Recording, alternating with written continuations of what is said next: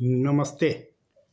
Law series में बात करते हैं कर्नाटक हिजाब विवाद, हिजाब रो कंट्रोवर्सी की।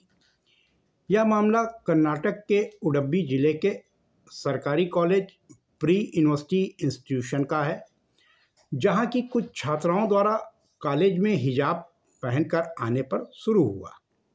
मना करने और न मानने पर कॉलेज मैनेजमेंट ने इन छात्राओं के कॉलेज आने पर प्रतिबंध लगा दिया, क्योंकि इस कॉलेज में स्टूडेंट्स के लिए यूनिफॉर्म निर्धारित है और इसी को पहनने का नियम है, न कि किसी अन्य धार्मिक पोशाक के साथ। प्रतिबंधित छात्राओं द्वारा प्रतिबंध का विरोध शुरू किया गया और कहा कि उनका धर्म इसकी इजाज़त देता है और इसको पहनना उनका संवैधानिक अधिकार है। प्रतिबंधित छात्राओं के समर्थन में अन्य कॉलेज में भी विरोध शुरू हो गया। इसके परिणाम स्वरूप दूसरे पक्ष के छात्रों द्वारा भगवा, शाल और गमछा पहन सामने आए और कॉलेज में हिजाब पहनकर आने वाली छात्राओं और उनके समर्थकों का विरोध शुरू कर दिया। इस विवाद का राजनीतिकरण भी शुरू हो गया और कई स्थानों पर यह विरोध हिंसक भी हो गया और इस विरोध की आग धीरे धीरे कर्नाटक से निकलकर अन्य राज्यों में फैल गई। शांति व्यवस्था कायम रहे, इसके लिए कर्नाटक सरकार ने समस्त स्कूल कॉलेज को कुछ दिनों के लिए बंद भी कर दिया। हिजाब का मतलब ऐसा वस्त्र या कपड़ा जिसका उपयोग मुस्लिम लड़कियां और महिलाएं अपने सर के साथ ही गर्दन को ढकने के लिए करती हैं।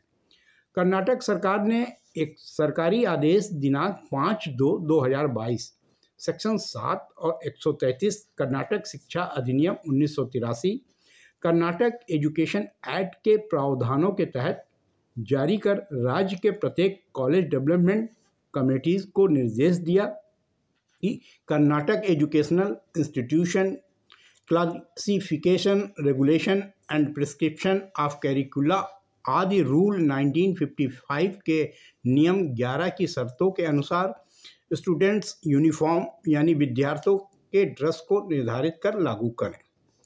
शिक्षण संस्थान द्वारा कॉलेज में छात्राओं के हिजाब पहनने पर प्रतिबंध लगाए जाने और सरकार के आदेश दिनांक 5/2/2022 के खिलाफ कर्नाटक हाई कोर्ट में अलग अलग रिट याचिकाएं दाखिल की गईं।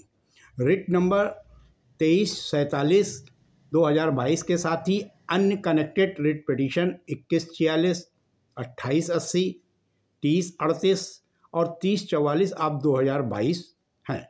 पिटीशंस में article 19 protection of certain rights regarding freedom of speech और आर्टिकल 25 और 26 right to freedom of religion का हनन बताया। साथ ही कहा कि हिजाब पहनना का अधिकार निजता प्राइवेसी का मामला है, जिसको हटाने के लिए इंस्टीट्यूशन संस्था मजबूर नहीं कर सकती आदि का केस का आधार बनाया। ये केस कर्नाटक हाई कोर्ट की सिंगल बेंच के समक्ष सुनवाई हेतु प्रस्तुत हुआ। बाद में सिंगल जज ने अपने आदेश दिनांक 9/2/2022 द्वारा केस को चीफ जस्टिस को रिफर कर सुनवाई लार्जर बेंच द्वारा करने को कहा और अब इस मामले की सुनवाई चीफ जस्टिस एवं 2 अन्य जजों की बेंच द्वारा की जा रही है। इस बेंच ने श्रीमती रेशम and another versus state of Karnataka and others case में अंतरिम आदेश डेटेड 10/2/2022 पारित करते हुए कहा कि सभी शिक्षण संस्थानों को खोला जाए और स्टूडेंट्स को क्लास अटेंड करने की अनुमति दी जाए और साथ ही यह भी आदेश दिया कि अगले आदेश तक सभी स्टूडेंट्स को शिक्षण संस्थानों के क्लासरूम में उनके धर्म या आस्था के वस्त्र जैसे हिजाब, स्कार्फ, सैफरॉन, शॉल और रिलीजियस फ्लैग पहनकर आने पर रोक लगा दी। यह भी स्पष्ट किया कि धार्मिक पोशाक का यह प्रतिबंध उन्हीं शैक्षणिक संस्थानों पर लागू होगा जहां कॉलेज डेवलपमेंट कमेटी ने स्टूडेंट्स के लिए ड्रेस कोड यानी यूनिफॉर्म को लागू किया हुआ है। हाईकोर्ट के इस इंटरिम आदेश दिनांक 10/2/2022 के खिलाफ एक पिटीशन माननीय सुप्रीम कोर्ट में दाखिल की गई। माननीय सुप्रीम कोर्ट ने इस मामले की तत्काल सुनवाई से मना करते हुए कहा कि यदि किसी नागरिक के मौलिक अधिकारों का उल्लंघन होता है तो उचित समय पर वो हस्तक्षेप करेंगे। साथ ही कहा कि इस विवाद को राष्ट्रीय स्तर पर फैलने से रोकना होगा। फिलहाल इस मामले की सुनवाई कर्नाटक हाईकोर्ट द्वारा ही की जाएगी। इस विवाद से कई सवाल उठने लगे हैं कि राष्ट्र सर्वोपरि है या धर्म, कानून माने या अपनी धार्मिक मान्यताओं को। क्या किसी की धार्मिक आस्था पर प्रतिबंध लगाया जा सकता है? क्या देश में समान नागरिक संहिता लागू किया जाए? क्या स्टूडेंट पढ़ाई कॉलेज के अनुशासन और नियम के अनुसार करेंगे या अपनी धार्मिक मान्यताओं और आस्था के आधार पर पढ़ेंगे? आदि बहुत से सवाल हैं। फिलहाल कुछ भी हो, लेकिन शिक्षा को राजनीति से दूर रखना होगा, जिससे शिक्षा का राजनीतिकरण न होने पाए। फिलहाल अब जबकि मामला न्यायालय में विचाराधीन है, तो सभी आशा करते हैं कि निर्णय आने पर बहुत से सवालों के सार्थक जवाब सामने आएंगे और अदालत कानून और नियमों के अनुसार अपना निर्णय सुनाएगी।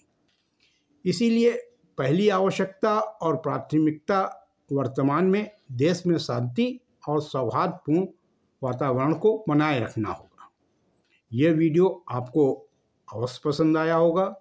इसको लाइक करें, शेयर करें और यदि अभी तक इस चैनल को सब्सक्राइब नहीं किया है तो ज़रूर करें। धन्यवाद।